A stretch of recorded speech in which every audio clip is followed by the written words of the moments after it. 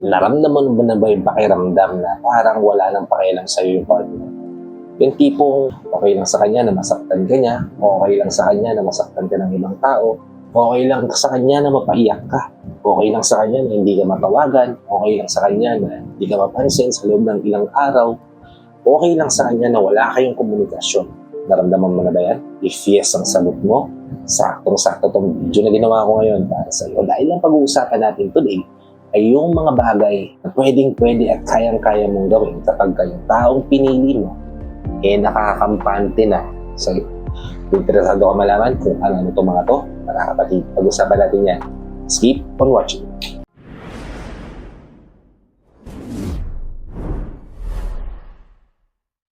Hi, I'm Gary Pimo at gumagawa ko ng mga videos na katulad nito para matulungan ka na maging best version ng sarili mo at maibigay mo yung best self mo syempre sa taong mahal mo. Kaya kung bago ka pa lang dito sa channel ko, please consider liking this video.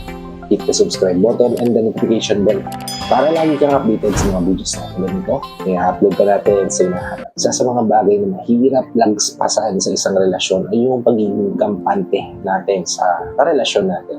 Iniisip natin na okay lang siguro na hindi ako magpaalam. Okay lang siguro na maglihim ako, di ba? Okay lang siguro na magtago ako ng mga bagay-bagay sa kanya kasi pag nalaman naman niya, mapapatawad naman niya ako, di ba? Yan yung isa sa mga bagay na sumisira sa isang relasyon. Isa sa mga bagay na sumisira din sa tiwala ng taong mahal natin sa atin.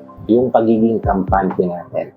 Diba? Ngayon, kung isa ka sa mga taong nakakaramdam na yung partner mo parang complacent na nakakampante na sa inyong relasyon. Ito yung mga dapat mong gawin.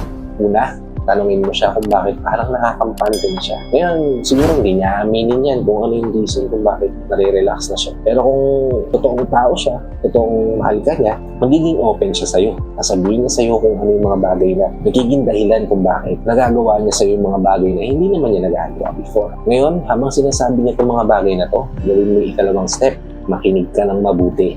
Listen, kapatid. Importante to. Dahil yung mga sasabihin niya sa yung mga bagay na yan yung magiging dahilan niya para malagpasan niya ang mga problema. At once naman sabi niya na mabigkas niya yung mga bagay na nagiging dahilan kung bakit siya nakakampante, diyan ka na mag-step in, kapatid. Maghanap kayo ng solution together, which is yung ikatlong step. Magkasama niyong lagpasan yan, magkasama niyong gawan ng plano yan kung paano niyo ma-overcome. Kasi kapag nang tuloy-tuloy yan, kapatid, isang malaking sakit sa ulo yan sa relasyon mo. Isang malaking dahilan yan para maghiwalay dito yung dalawa. Kaya mas mainam na agapan. Gawan nyo na ng paraan para ma-resolusyonan, diba? At ang ika-apat na step, syempre wala nang iba. Take action. Gumawa kayo ng hakbang para maisakutuparan yung mga plano nyo. Para mas maisaayos din, syempre, yung relasyon na meron. Syempre, kung gusto niyo naman talagang magtagal yung pagsasama niyo, dapat dalawa kayo nag-work dyan, kapatid. Again, partnership yung napasukan nyo. Dalawa kayo dyan. Hindi dapat isa lang yung nagtatrabaho at yung isa petics. Isa kampante, isa nag-work hard. Hindi dapat ganyan, kapatid. Kaya nga, dalawa kayo nag-take action para sa solusyon sa problemang nararanasan nyo sa relasyon. At ang ikalima, stay consistent, kapatid. Kapag nagawa nyo na ng plano at naisip na ng solusyon sa problema na kinakaharap nyo, yung sa pagiging kampante ng partner mo sa'yo, para hindi na maulit yun, kailangan tulungan nyo yung isa't isa na maging consistent sa mga hakbang na sinet nyo para sa goals, achievement nyo, di ba? Kasi yun yung magiging way nyo para mas maging matatag at matibay yung pagsasama.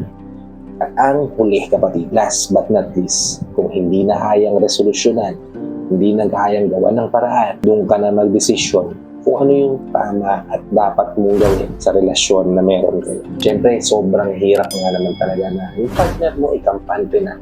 Masyado nang relax, masyado nang chill sa relasyon na meron kayo. Yung tipong hindi na siya takot na mawala ka, hindi na siya nag-iisip ng paraan para maparamdam niya sa'yo kung gaano siya nag-aalala sa'yo, kung gaano siya may care sa'yo, di ba? O malamang sa malamang hindi niya napaparamdam sa'yo kung gaano kakahalaga sa kanya. Kapag nasa ganyan ka ng sitwasyon, siguro panahon na para mag-iisip ka rin ng paraan, kapatid. Paraan kung paano mo ulit ma-i-open sa kanya na kailangan niyang i-pursue ka ulit. Diba? Kung may naiisip kayong idea kung paano yung mga bagay-bagay na, please comment it down below. I-add natin yan sa susunod na video na gagawin natin. Mention ko na lang din yung pangalan mo para medyo may shoutout. Diba? Kaya at yun mga kapatid, hope nakatulong tong mga steps na binigay ko para mawala yung pagiging kampante ng partner mo sa iyo.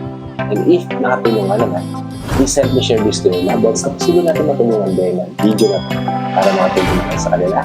Matulong na rin ako sa kanila. Sa lahat ng FW viewers natin, sa mga viewers natin dito sa videos na walang saawang nanonood, sumusuporta. Lagi naka-tune in sa bawat video na ina-upload ko.